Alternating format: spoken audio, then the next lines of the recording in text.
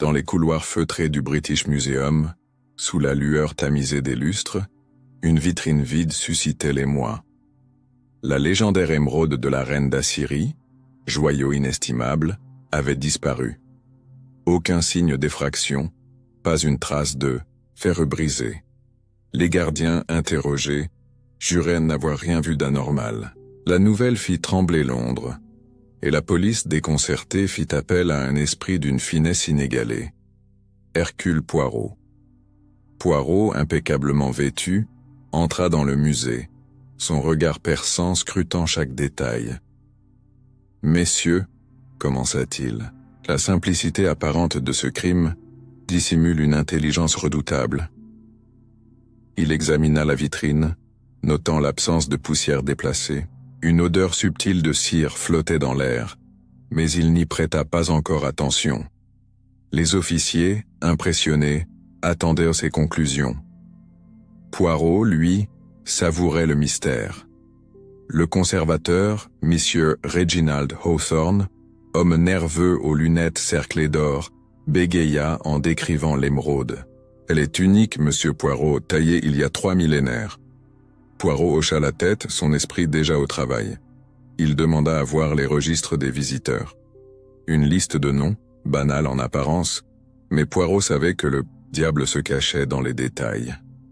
Dans un coin, une jeune femme, Miss Clara Beaumont, assistante du conservateur, observait en silence. Ses yeux vifs mais inquiets croisèrent ceux de Poirot.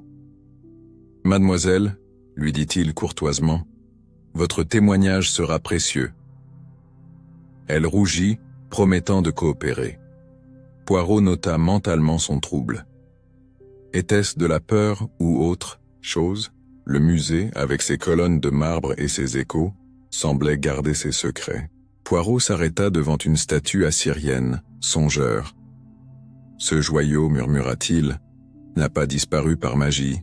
Quelqu'un a orchestré ce vol avec une précision d'horloger. Il demanda à inspecter les systèmes de sécurité. Rien n'avait été désactivé.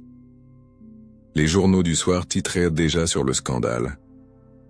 Poirot, indifférent à l'agitation, s'installa dans un salon du musée pour réfléchir. « Hastings, mon ami, dit-il à son fidèle compagnon, ce crime est une œuvre d'art, mais Hercule Poirot démêlera cette toile. » Hastings, admiratif, acquiesça, bien qu'il n'ait encore aucune piste. La nuit tombait sur Londres, et le mystère s'épaississait. Poirot, un sourire discret aux lèvres, savait que chaque indice, aussi infime soit-il, le rapprocherait du coupable. « Patience, se dit-il, les petites cellules grises ne faillissent jamais. » Le lendemain, Poirot se rendit dans les archives du musée, un dédale de rayonnage poussiéreux. Les ampoules vacillantes projetaient des ombres dansantes sur les murs. Il consulta les dossiers de l'émeraude, découvrant une histoire de malédiction et de convoitise. « Intéressant, murmura-t-il. Ce joyau attire les âmes ambitieuses. » Il interrogea Mr. Hawthorne sur les récents visiteurs. Un collectionneur, Lord Ashbourne, était particulièrement fasciné, admit le conservateur. Il a proposé un don généreux pour une exposition. Poirot haussa un sourcil. « Un don ou une couverture ?» demanda-t-il poliment. Hawthorne pâlit, incapable de répondre. Miss Beaumont, convoquée, décrivit une altercation entre Lord Ashbourne et un inconnu, près de la vitrine 2 jours avant le vol. Il parlait à voix basse, Monsieur Poirot, mais l'inconnu semblait menaçant. Poirot la remercia, notant son hésitation. « Mademoiselle, votre mémoire est précieuse. Omettez-vous quelque chose ?» Elle secoua la tête, trop vite. Dans un salon cossu de méfers, Poirot rencontra Lord Ashbourne, un homme imposant aux manières raffinées. « Monsieur Poirot, je n'ai que de l'admiration pour ce joyau, » déclara-t-il. « Un vol, impensable. » Poirot, impassible, observa ses mains, crispées. « Naturellement, milord, mais les passions mènent parfois à l'inconscience. » De retour au musée, Poirot examina les caméras de surveillance. Les images, floues, montrait une silhouette indistincte près de la vitrine à minuit. Pas d'alarme, pas de trace, murmura Poirot. Un fantôme peut-être? Hastings, perplexe, suggéra un complice interne. Poirot sourit. Mon cher, vous progressez. Le soir, dans son appartement, Poirot relut ses notes. Une coupure de journal mentionnait un vol similaire à Paris, 10 ans plus tôt, jamais élucidé. Une coïncidence? Se demanda-t-il. Non, Hercule Poirot ne croit pas aux coïncidences. Il décida d'enquêter sur ce lien. La pluie battait les fenêtres, et Londres semblait complice du mystère. Poirot, un cognac à la main, ferma les yeux. Le coupable est proche, pensa-t-il, mais il joue un jeu dangereux. Poirot retourna au musée à l'aube, attiré par un détail, l'odeur de cire qu'il avait remarquée. Il inspecta le sol près de la vitrine. Une trace infime, presque invisible, révélait une cire spéciale, utilisée pour les seaux. Curieux, dit-il à Hastings. Pourquoi de la cire ici? Il interrogea le gardien de nuit, Mr. Jenkins, un homme bourru mais honnête. Rien d'inhabituel, monsieur, sauf peut-être un bruit comme un frottement vers minuit. Poirot hocha la tête. Un frottement, répéta-t-il, précisément. Il demanda à voir les outils d'entretien. Une boîte de cire identique à... La trace fut trouvée. Miss Beaumont, de plus en plus nerveuse, admit avoir vu Mr. Hawthorne travailler tard la veille du vol. Il semblait agité, monsieur Poirot, mais je n'ai rien dit. Poirot la fixa. Mademoiselle, la vérité, même douloureuse, est une alliée. Elle baissa les yeux, murmurant une excuse. Poirot examina le bureau de Hawthorne. Un carnet, caché sous des dossiers, contenait des esquisses de l'émeraude et des notes cryptiques. « Intéressant, » dit Poirot. « Notre conservateur a des secrets. » Il demanda à Hastings de surveiller Hawthorne discrètement. Dans l'après-midi, Poirot rencontra un expert en gemmes, Mr. Duval, qui avait authentifié l'émeraude. « Un joyau parfait, monsieur Poirot, mais maudit, dit-on. » Poirot sourit. « Les malédictions, monsieur, sont l'œuvre des hommes, pas des pierres. » Duval mentionna un rival, un certain Mr. Kessler, jaloux de l'émeraude. Le musée fermait ses portes, et Poirot s'attarda dans la salle assyrienne. Les statues semblèrent le fixer. « Vous savez quelque chose, n'est-ce pas ?» plaisanta-t-il. Puis, sérieux, il ajouta « Le voleur était ici, parmi nous, et il a laissé une trace. » La nuit venue, Poirot rédigea une liste de suspects, Hawthorne, Beaumont, Ashbourne, Kessler. Chacun a un mobile, murmura-t-il, mais seul un esprit brillant a pu exécuter ce plan. Il s'endormit, confiant que le lendemain révélerait un nouvel indice. Poirot convoqua tous les suspects dans une salle du musée, sous prétexte d'une réunion. Il observa leur réaction. Hawthorne triturait ses lunettes, Beaumont évitait son regard, Ashbourne affichait une assurance feinte et Kessler, un homme maigre aux yeux perçants, restait silencieux. « Mesdames et messieurs, » déclara Poirot, « l'un de vous sait où est l'émeraude. » Il décrivit la trace de cire, guettant leurs expressions. Kessler tressaillit légèrement. « Une cire rare, » précisa Poirot, « utilisée pour sceller des objets précieux. Qui parmi vous s'y connaît en sceaux ?» Personne ne répondit, mais la tension était palpable. Poirot sourit, satisfait. Miss Beaumont, au bord des larmes, avoua avoir vu Kessler près du musée la nuit du vol. « Il n'était pas autorisé à entrer !» Kessler protesta, affirmant être un consultant légitime. Poirot, impassible, demanda des preuves. Kessler bafouilla, promettant des documents. Dans le bureau de Hawthorne, Poirot trouva une lettre anonyme menaçant le conservateur. « Intéressant, dit-il. Quelqu'un voulait vous effrayer, monsieur Hawthorne. Pourquoi ?» Le conservateur, tremblant, jura ignorer la raison. Poirot n'insista pas, mais nota sa peur. Hastings rapporta que Hawthorne avait rencontré Kessler en puxant du sentier secret la veille. Un complot? Suggéra-t-il. Poirot secoua la tête. Peut-être, mon ami, mais les apparences trompent. Kessler est un pion. Le soir, dans un pub enfumé, Poirot observa Kessler discuter avec un homme encapuchonné. Il ne put entendre leur conversation, mais leurs gestes nerveux le convainquirent d'un marché. « Le puzzle se dessine », murmura-t-il. « Mais il manque une pièce. » Rentré chez lui, Poirot relut ses notes. La cire, la lettre, les rencontres secrètes, tout converge, pensa-t-il. Demain je tendrai un piège. Il ferma son carnet, un éclat déterminé dans les yeux. Poirot annonça au musée qu'un nouvel indice avait été trouvé. Une empreinte digitale sur la vitrine. C'était un mensonge, mais il voulait provoquer une réaction. Il observa les suspects, réunis dans la salle principale. Kessler semblait particulièrement nerveux, jetant des regards à Hawthorne. Miss Beaumont, plus calme, demanda à parler à Poirot en privé. « Monsieur, » murmura-t-elle, « j'ai trouvé ceci dans le bureau de Mr. Hawthorne. » Elle lui tendit une clé étrange, ornée d'un motif assyrien. Poirot la remercia, intrigué. « Mademoiselle, votre courage est admirable. » Il examina la clé, qui correspondait à une serrure ancienne, peut-être celle d'une salle secrète. Avec l'aide du gardien, il découvrit une porte cachée derrière une tapisserie. Elle menait à une petite pièce, vide, mais l'odeur de cire y était forte. « Le voleur est passé par ici », conclut Poirot. Il confronta Hawthorne, qui nia tout. « Cette clé, je ne l'ai jamais vue. » Poirot, imperturbable, lui montra la lettre anonyme. « Vous êtes menacé, monsieur, et vous cachez quelque chose. Parlez ou je devrais informer la police. » Hawthorne s'effondra, avouant des dettes envers Kessler.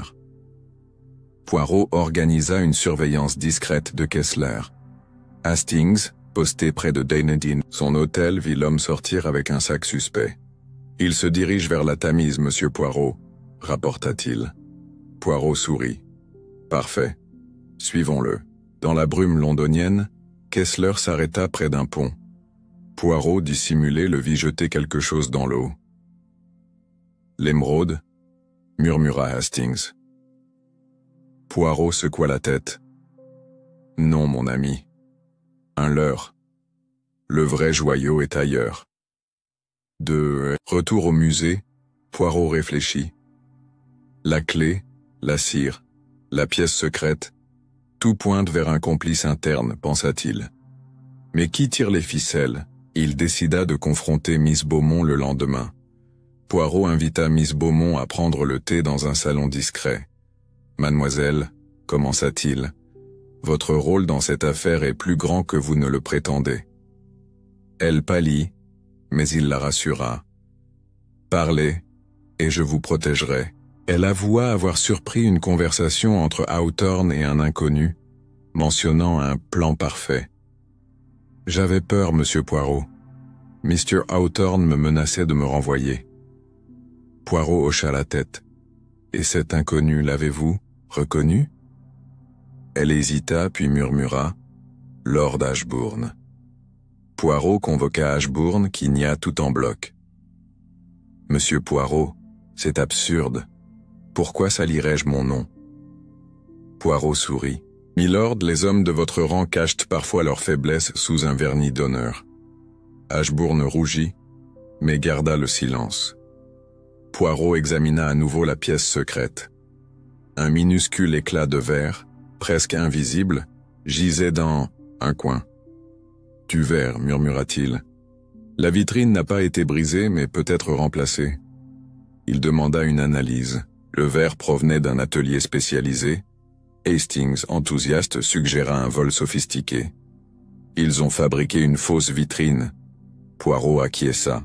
Exactement, mon ami. Et cela exige des ressources importantes.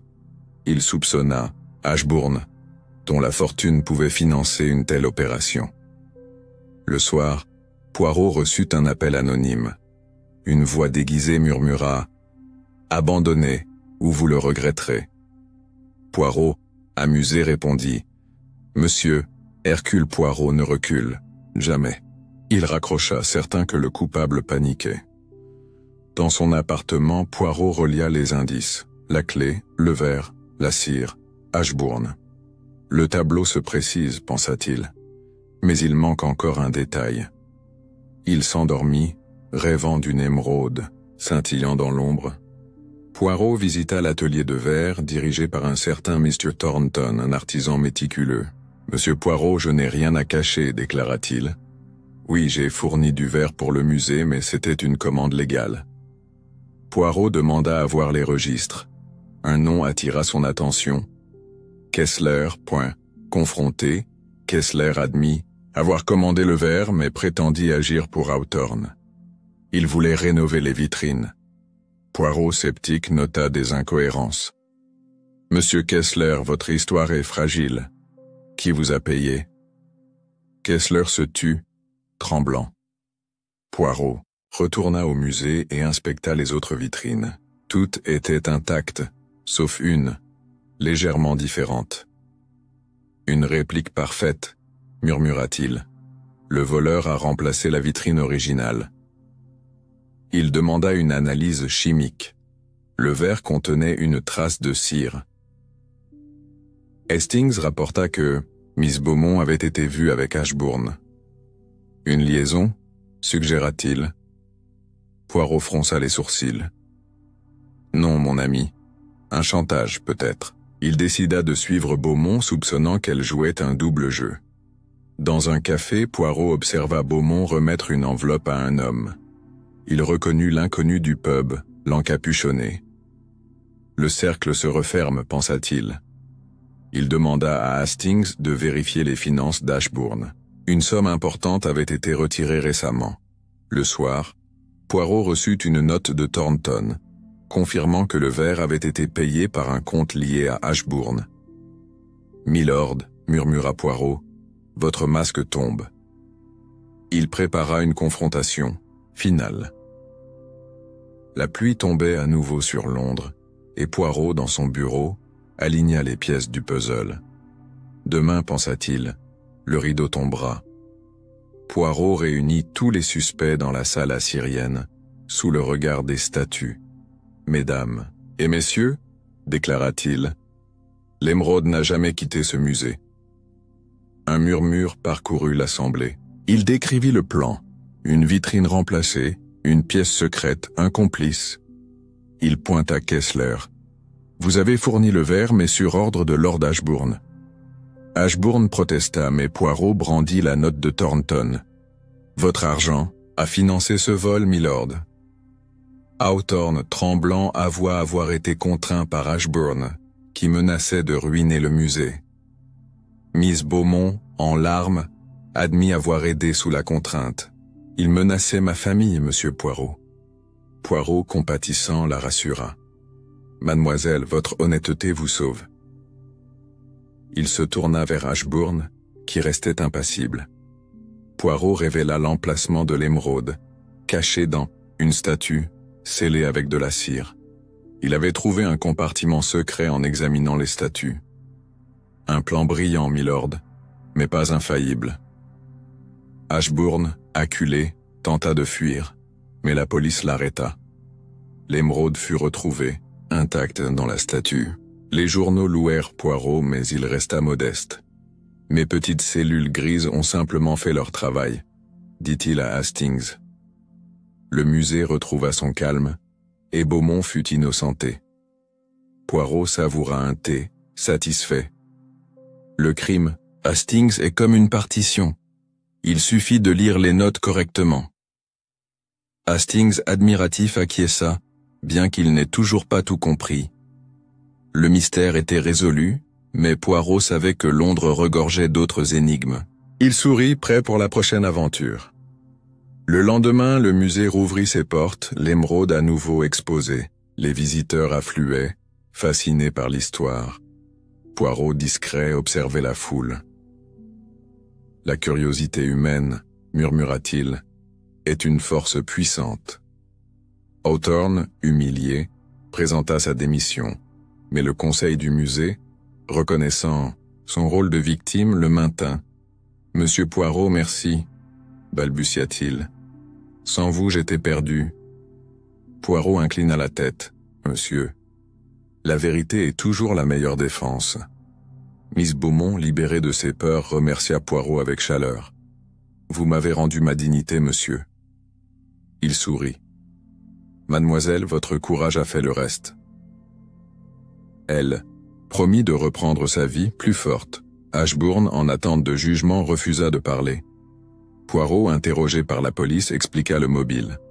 Une obsession pour Esler, complice mineur, négocia une peine réduite en échange de témoignages.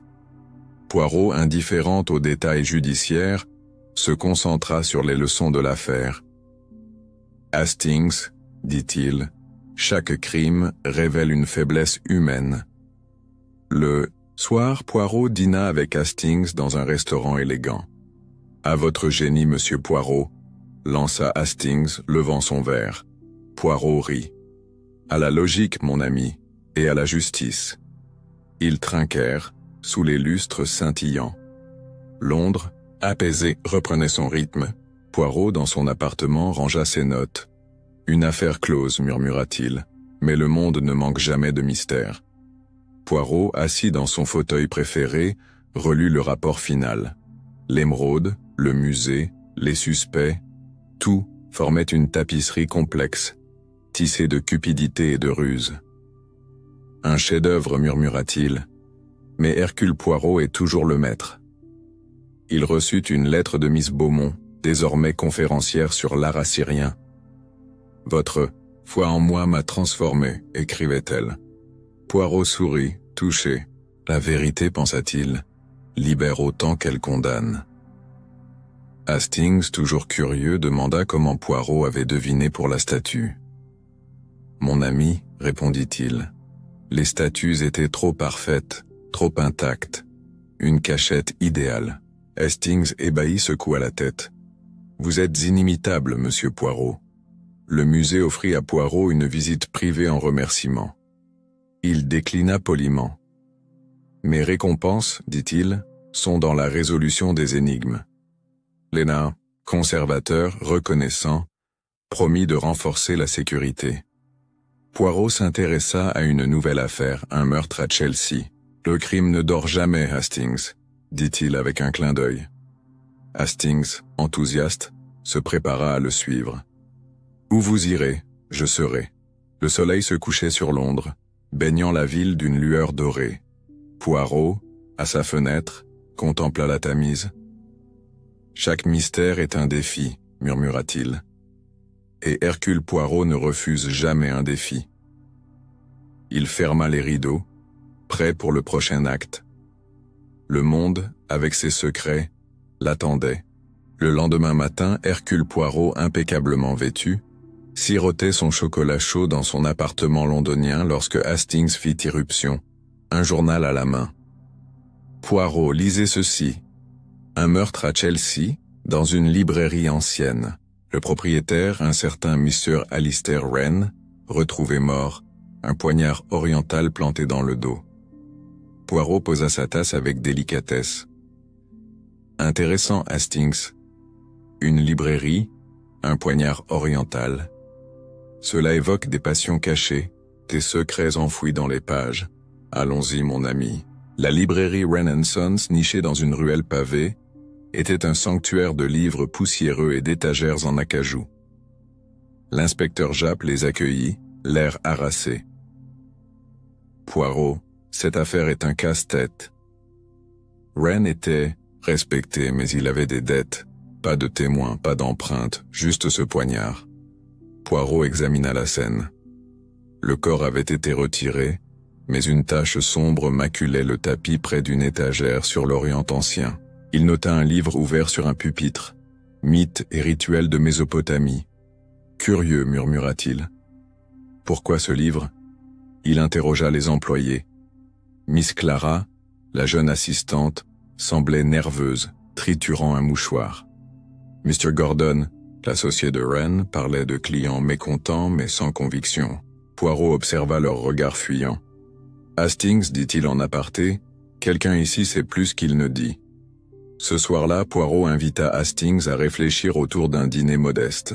« Mon ami, le poignard oriental n'est pas un hasard.